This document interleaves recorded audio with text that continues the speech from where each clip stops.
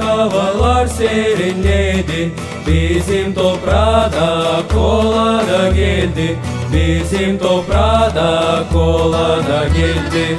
Büyük yurdu geldi, sevinme geldi. Güzel adetler pedalandı.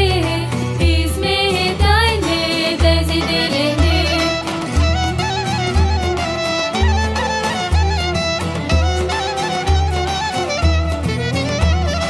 Lisede çanar yer, insanlar duaya toplanır. Gagauzlar duaya toplanır.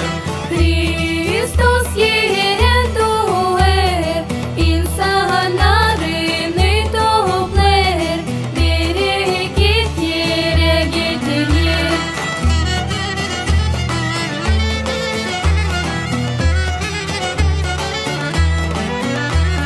Koladacılar küllerde gezer, hepsini yortuyla kutlar. Büyük yortuyla hepsini kutlar. Ailelerin selamı başlar, çorbacılar onları karşılar.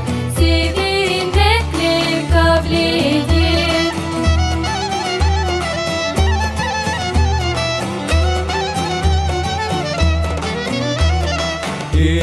İşidin hepsi insanlar, toplanın Hristiyanlar. Birlik olun Gagauzlar.